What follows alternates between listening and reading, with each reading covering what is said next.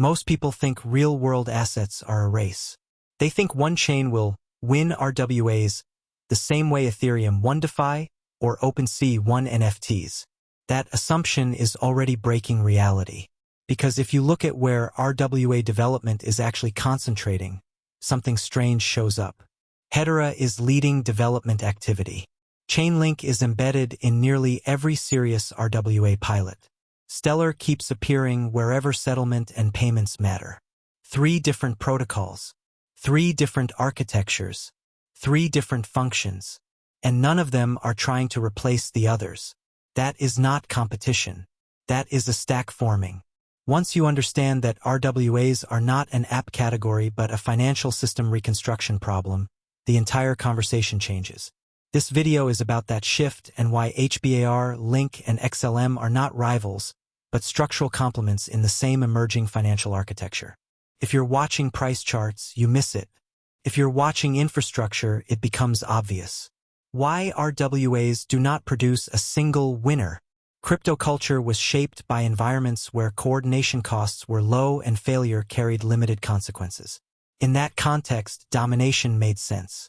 One layer one could absorb most activity because experimentation was cheap, reversibility was tolerated, and governance failures were survivable. DeFi protocols broke. NFTs collapsed. Bridges failed. None of that triggered court cases, regulatory interventions, or systemic risk reviews. The system could afford consolidation because the stakes were largely internal to crypto. Real-world assets operate under a different rule set. A real-world asset is not defined by its token representation. It is defined by enforceability. Ownership exists because courts recognize it. Cash flows exist because contracts are binding. Custody exists because liability is assigned. When such an asset is digitized, the blockchain does not become the source of truth by default. It becomes one component inside a broader legal and operational system that already has power structures, compliance obligations, and failure penalties. That difference alone breaks the one-winner model. The moment legal enforceability matters, responsibilities cannot remain bundled. They must be separated. Issuance cannot be handled by the same system that arbitrates disputes. Settlement cannot depend on the same logic that verifies external data. Governance cannot be left to informal consensus when regulators require named accountability. Each function introduces its own risk profile, and combining them amplifies failure rather than reducing it. This is not a theoretical preference. It is how modern finance is deliberately structured. In traditional markets, asset issuance, custody, clearing, settlement, data provision, and dispute resolution are split across institutions precisely because concentrating them creates unacceptable systemic risk.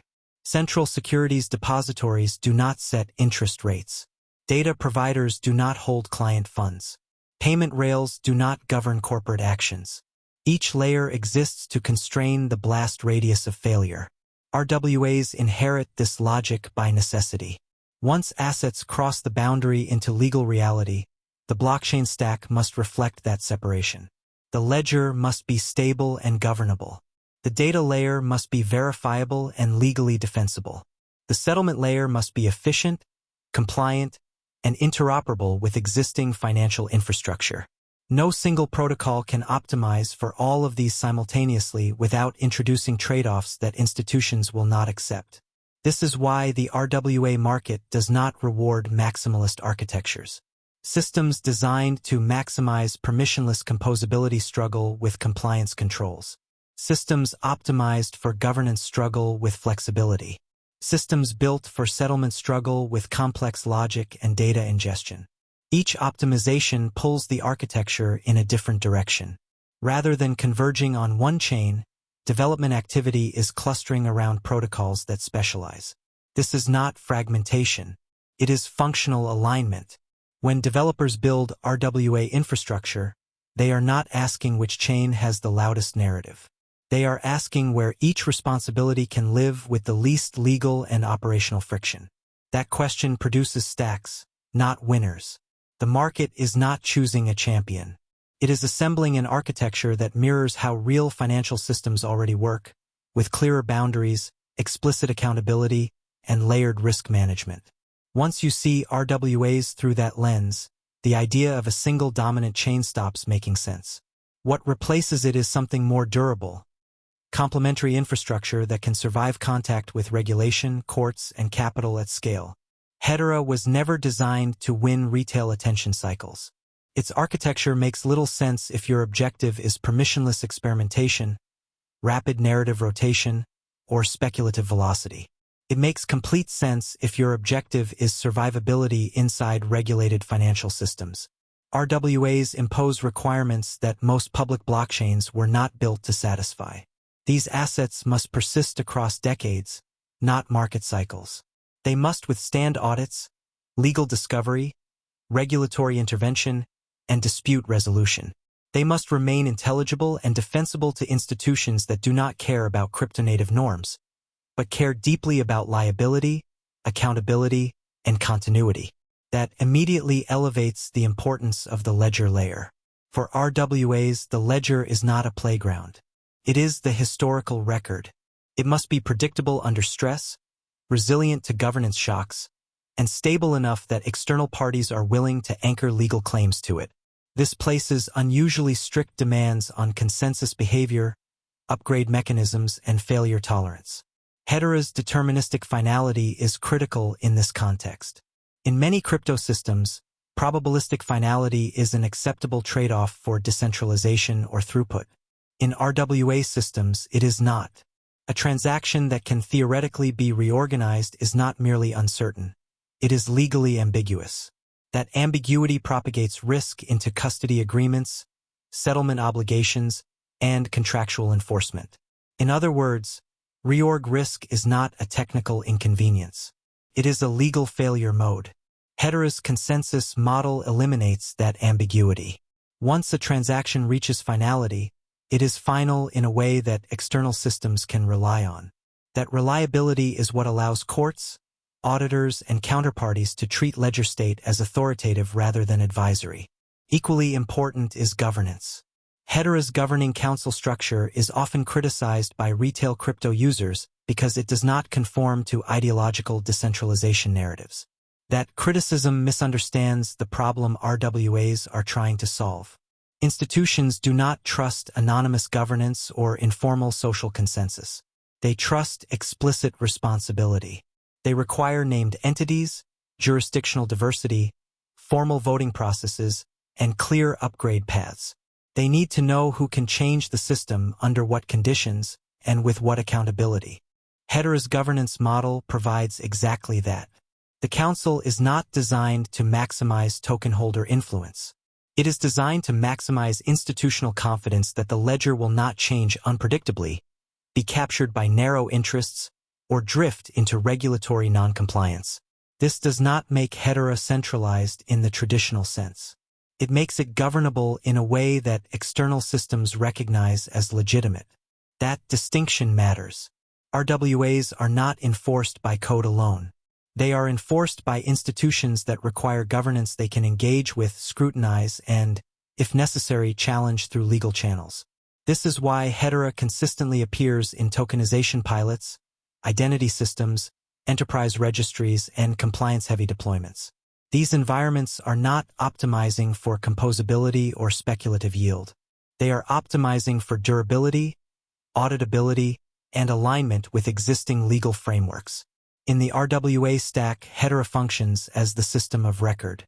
It is the layer where asset state is anchored, ownership is recorded, compliance metadata is maintained, and lifecycle events are immutably tracked. Other systems can interact with that record, but they do not replace it.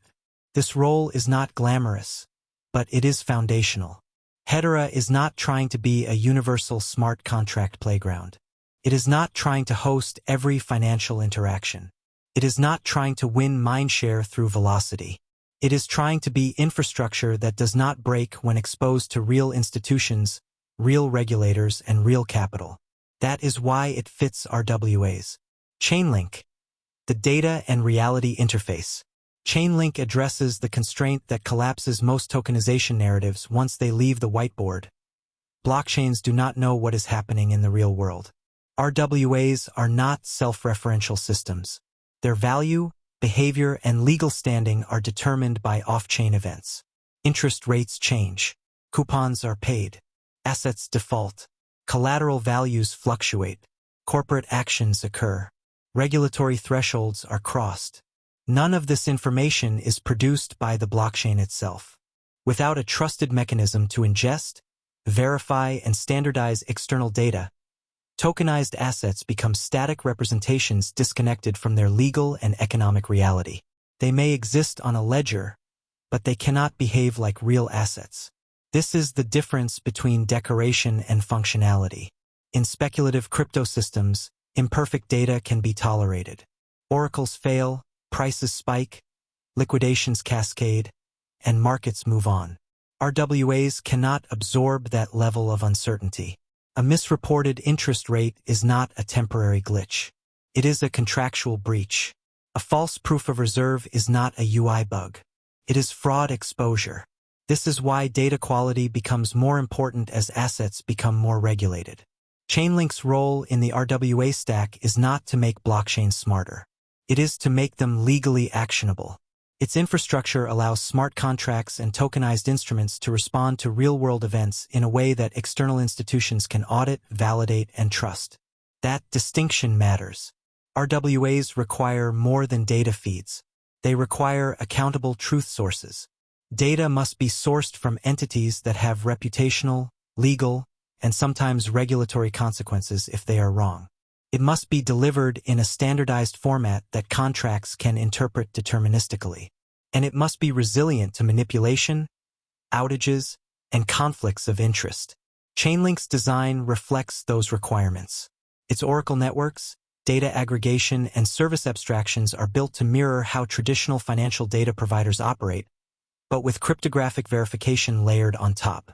This is why it integrates naturally into institutional pilots rather than being treated as an optional add-on. Just as important is Chainlink's deliberate chain agnosticism. RWAs are not monolithic. Different assets live on different ledgers for different reasons. Some prioritize governance. Some prioritize settlement efficiency. Some operate in permissioned environments. A data layer that is tied to one chain would immediately limit interoperability and increase systemic risk. Chainlink avoids that trap by sitting above the ledger layer. It does not care where the asset is recorded. It cares that the asset can react to reality correctly. In a mature RWA system, roles separate cleanly. Ownership and state are recorded on a ledger designed for durability.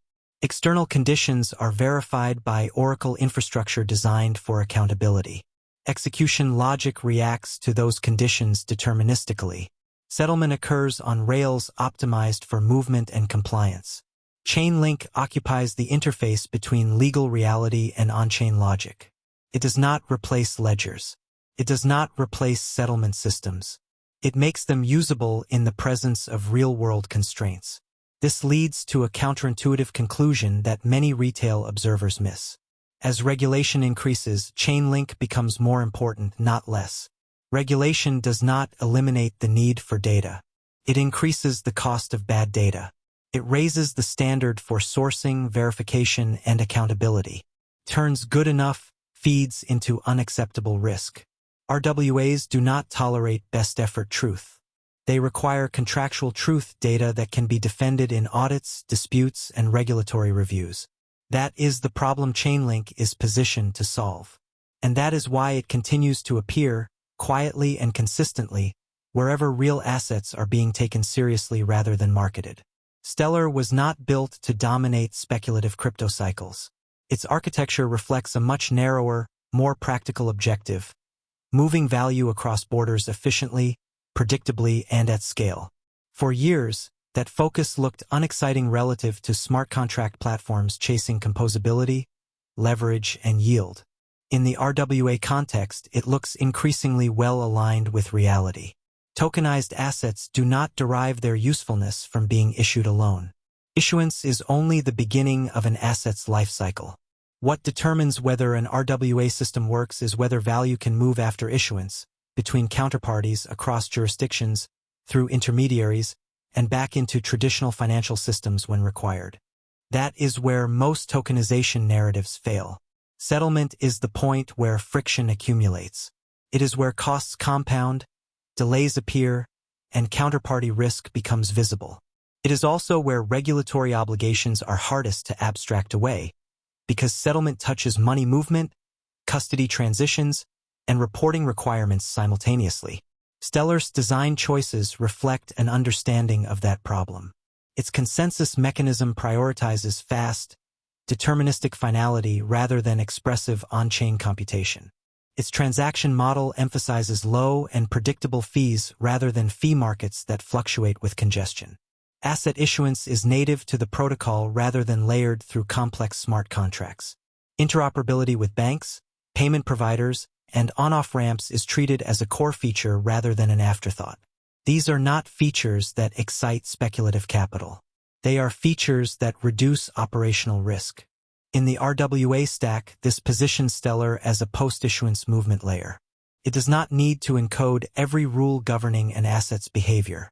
That logic can live elsewhere.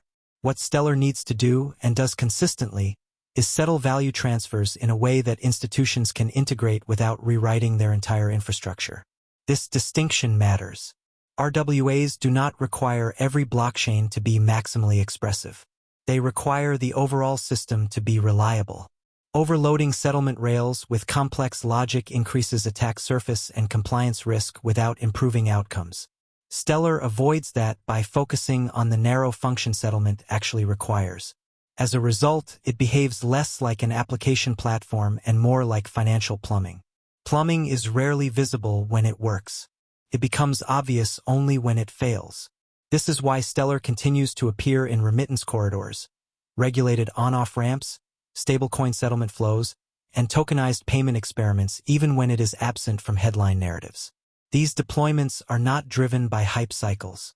They are driven by cost structures, reliability requirements, and integration constraints. Settlement does not generate viral metrics. It does not produce dramatic dashboards. It does not reward maximalism. But it is where real money changes hands. In the context of RWAs, that makes Stellar indispensable, not dominant. It fills a role that other systems are poorly suited to perform, and it does so without trying to absorb responsibilities that belong elsewhere. That quiet specialization is not a weakness. It is exactly how financial infrastructure endures. Why this is a stack, not a battle. The most persistent analytical error in the RWA conversation is assuming that tokenized finance will evolve under the same competitive dynamics as earlier crypto cycles. DeFi and NFTs rewarded speed, novelty, and composability because the systems were largely self-contained. When they failed internally. Capital rotated. Narratives reset. No external authority was required to intervene. RWAs do not operate in that environment. The moment assets represent legal claims, competitive logic changes. The system stops optimizing for maximal reach and starts optimizing for risk containment. That shift breaks the idea that one protocol can or should absorb every function. Traditional finance learned this lesson over centuries. Its architecture is deliberately layered because concentration of responsibility increases systemic fragility. Ledgers exist to record state, not to interpret reality. Data providers exist to verify conditions, not to move money. Settlement systems exist to transfer value, not to govern disputes. Each layer is constrained so that failure in one does not cascade uncontrollably into others. RWAs inherit this logic by necessity, not preference. Attempting to collapse issuance, governance, data verification, execution, and settlement into a single protocol may look efficient on paper, but in practice it concentrates legal, operational, and regulatory risk in a way institutions will not tolerate. Efficiency gains disappear the moment a failure triggers audits, freezes, or legal disputes. What we are observing instead is functional specialization. Hedera anchors asset state, governance, and long-term record integrity. Chainlink anchors external truth, making real-world conditions legible to on-chain logic. Stellar anchors movement, providing compliant and efficient settlement rails. These roles are not interchangeable. They are complementary. This is not fragmentation of the ecosystem. It is convergence toward a structure that mirrors how financial systems already manage complexity at scale. Specialization reduces uncertainty. Clear boundaries reduce failure propagation. Explicit roles reduce governance ambiguity. That is why development activity is clustering around these protocols rather than consolidating into one. Developers working on RWAs are not chasing narratives. They are solving coordination problems between legal frameworks, technical constraints, and economic incentives. Those problems do not resolve into a single winner. They resolve into architectures that can survive scrutiny. This is also why price-centric analysis consistently misses what is happening. Price reflects attention. Infrastructure reflects commitment.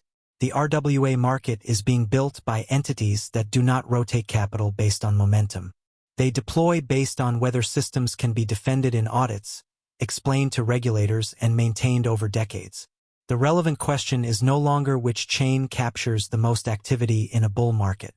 The relevant question is which architecture remains viable when regulation arrives, when disputes occur, and when systems are forced to operate under real-world constraints. Viewed through that lens, the emerging pattern is not a battle. It is a stack taking shape. The most important takeaway is not bullishness. It is alignment.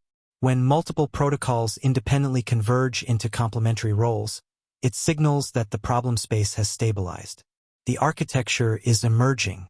RWAs are no longer a vague narrative. They are being engineered. And engineering does not reward maximalism. It rewards fit. If you are still looking for one winner, you are late to the conversation. The real opportunity is understanding how the stack fits together before it becomes obvious to everyone else. If you're here for hype cycles, this channel isn't for you. But if you want to understand how financial infrastructure is actually being rebuilt, layer by layer, subscribe to Be Crypto Smart. Because by the time price reacts, the architecture is already locked in.